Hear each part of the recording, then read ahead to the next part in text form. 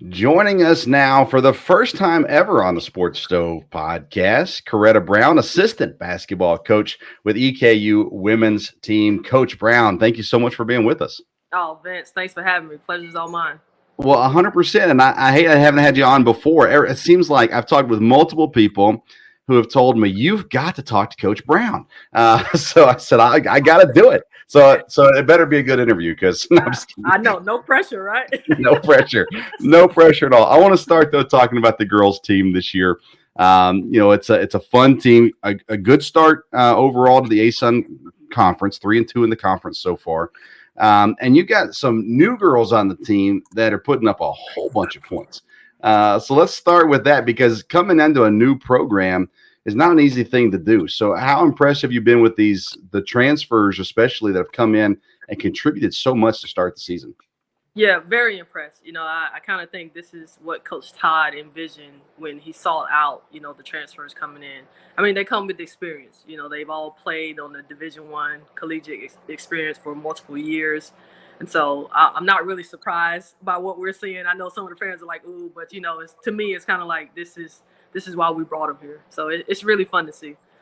You guys graduated out three important pieces last year, and to add three veteran pieces, right away, and to be able to contribute. I mean, Antoinette Walker has been phenomenal. I mean, averaging almost 20 points a game, almost 10 rebounds a game. And she comes over and just immediately just pours it in. And then you've got Danielle who came in knowing she could shoot, has shot well. And then finally getting Marissa on the floor as well. Everybody knew what she was capable of. And it didn't take her long at all to get back to going once she got into the games and stuff like that too. It's impressive. And I'll tell you what, how have you seen them buy into what Coach Todd and the rest of the staff are doing there? Well, to me, I think it's kind of unique and it's kind of easy for transfers to buy in. We allow our players to play. We really just try to teach them the game opposed to a system, which may take a little more time, for certain coaches. So it's really a credit to Coach Todd. I think transfers do an amazing job under his leadership because of that. So, I mean, we could go down the line, not just those three, but even the Right. returners just buying in and competing here in the last game. We just lost to Bellarmine. I know we lost, but we left that game with a lot of positives. It's not like we have a full roster of 15, and so our young ladies are competing. And at the Yeah. end of the day, as their coach, that's literally all we can ask is just leave it all out there on the court. Yeah, and you guys shook up the starting lineup a little bit against Bellarmine as well, and well, we've seen multiple people playing, the returning girls playing and playing well. Emma and Alice have been getting a lot of minutes. Bridget came in and played a fair amount this past game as well, and I've always been a big fan of Kyra. I think I love when she's on the floor; she's so fun to watch as well. And you've got others too. I don't mean to leave anybody out, but um, with the returning girls, how did you guys prepare them to accept the new people? Because that's a hard thing too. When you're just like, well, we're here. This is our program. How did you guys prepare them for that, and how did they assimilate with the new girls? Yeah, I tell Coach Todd, and we even talked about this last year as a first year staff, that we are truly blessed. Like we have, I know, a lot of times the fans, they only get to see the athlete, but we coach some amazing young women, and so for them, to be honest, I think it's the returners that we were able to get the transfers in here, Hmm. because they were the ones that they talked with and hung out with on the visit. And so, I love being on this staff because I know with a lot of recruits, they always say they want the family feel. I want to go somewhere where it feels like home. It's literally here at EKU, and so we knew once we just get them to campus, around our girls, around our administration, it kind of sells itself.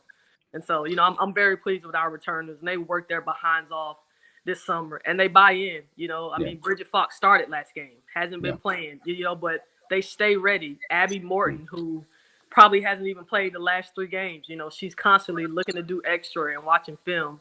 They stay ready, which with the transfer portal and everything right now, it's kind of rare to see. And I mean, we're just blessed. We got a great group. We really do.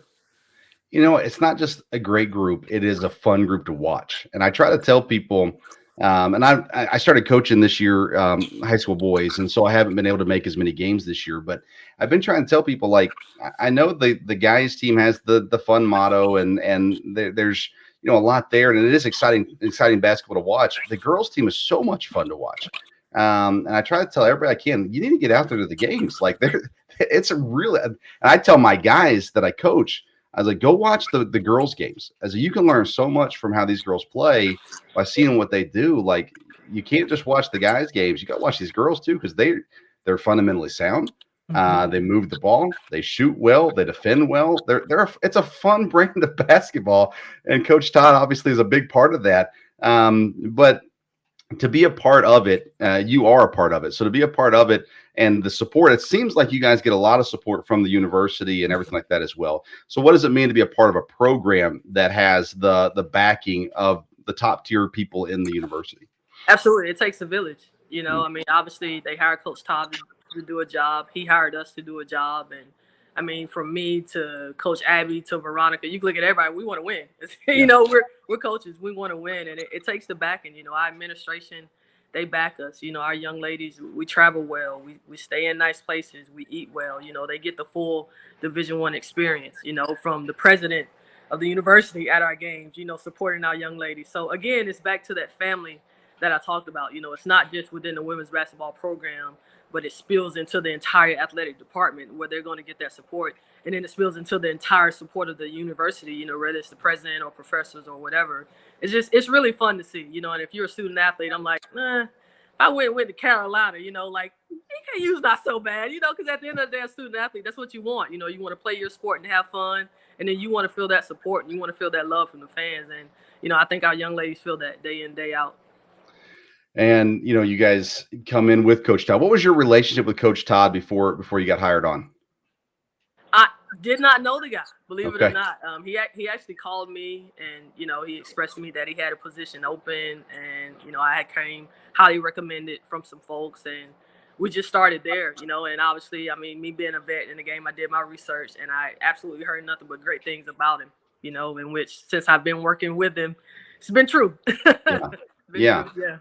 He's such a great guy, and his love for this area it's obvious, and his love for Madison County and Richmond and the campus at EKU and everything there too is obvious.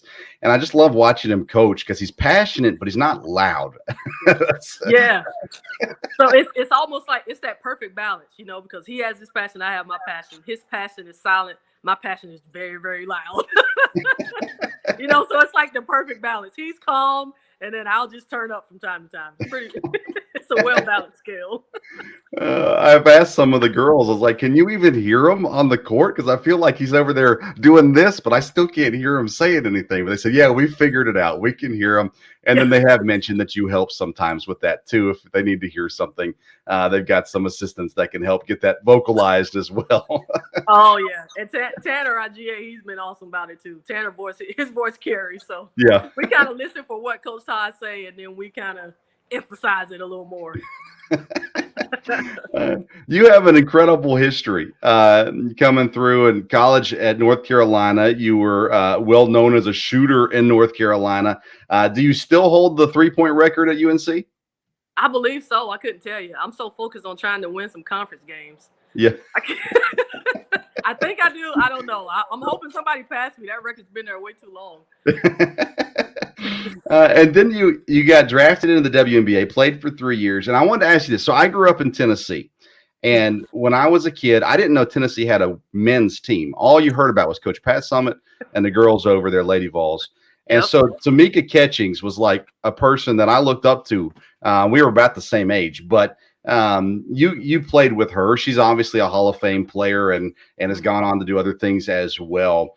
When you're around, and obviously, and I don't mean to minimize your college career, but when you're around people like Tamika Catchings and Hall of Fame type players, what kind of stuff can you draw from them that you did draw from them that now you're passing on to the girls that you're coaching? You see firsthand what it really takes to be greatness. When I got drafted, I knew I worked hard. Obviously, I got a Division I scholarship. I got drafted. I worked hard. That was non-negotiable. But being around Tamika Catchings, like, I just felt like day in, day, like I should be doing more. Like she was always on the go. I mean, like this girl was doing 3 times a day. But the most important thing about her was, yes, she was this awesome player. She always went hard. Like even in shoot around, she always went 100% every single time she stepped foot on that court. But she was an even better person. And like that's what like the stuff and the community, how she gets involved in Indy and gives back, and just her involvement in the church. Just been around her. It was really cool to see, because I've played on some other teams with, some Hall of Fame players as well, and it's completely different. Tamika Catchings to me is here. Yeah. She's on the mountain. She's one of those because she gets it not only as an athlete, but as she's the same as a person. Like she's just an all around amazing person. That's good to hear, because you see people growing up and you think, man, these people are so cool and so awesome. Yeah. And then sometimes you get to meet those people and you go, they're not as awesome as I thought they were. Yep. So Tamika Catchings, she checks out. Yeah. Okay. Good.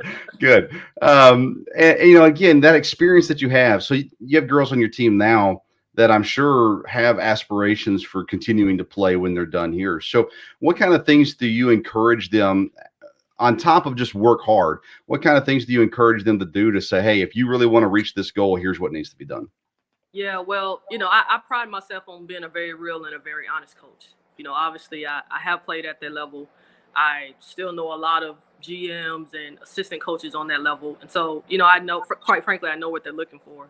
And so it's my job, if I'm coaching a young lady and she wants to get there, it's my job to lay it out for her. Okay, well, this is what it looks like. It's not just on the offensive end, it's on the defensive end too. They want two-way players, and you can't just jack the ball up 20-something% time. They want a certain percentage. It's certain things that they're looking for. And so I'm very honest, with my players about those. And not all players want to continue to play, but the majority of them do. They want a shot at playing in the WNBA, or they want to try and play overseas. And so my job is to just push them every single day and make sure that they are growing every single day. We talk a lot about the 1%, and basically the idea is every day that you wake up and you're blessed to take that first breath, your only job is to try to be better than you were the last day. You're not competing with anybody but yourself. And for this generation, some of them struggle, but then some of them just kind of take it full on, and they carry that. And we have some of those on our team. Working with someone like Alice, so she comes from overseas. She has not too many language barriers. She seems to be more concerned about it than she needs to be. But we had her on the show one time. Fun interview. Great job with her. Appreciated her very much. How many did you have teammates, WNBA, college, whatever it may be, that you played with in the past with language barriers? And then did that help you at all in coming in and working with Alice? Oh, yeah. Yeah. I played with them in college. I played with them in the WNBA. I played overseas, Right. And so to me, basketball is universal. It's that connector. It connects races. It connects nationalities. So to me, it's just I don't see Alice the Italian. I see Alice the point guard. Yeah. And I love Alice. Alice, I don't know what it is about that young lady. She cracks me up. I think she's hilarious. And she's a heck of a ball player. Alice is our warrior on the team, and I tell coach all the time, I even said it last year. I'm like, if we're going to have a chance at winning, Alice Recanati has to show up. And it's so cool to see her growth from last year to even this year. I'm seeing a much more confident Alice, and I love it. I love that kid. I love that kid. She's a blast to watch. You can tell she's the heart of the team, energy level and stuff like that kind of revolve around what she's doing for sure. Do you ever go out and show the girls what you got? You got shoot them still? Oh gosh, no. I love the phrase nowadays, just Google me.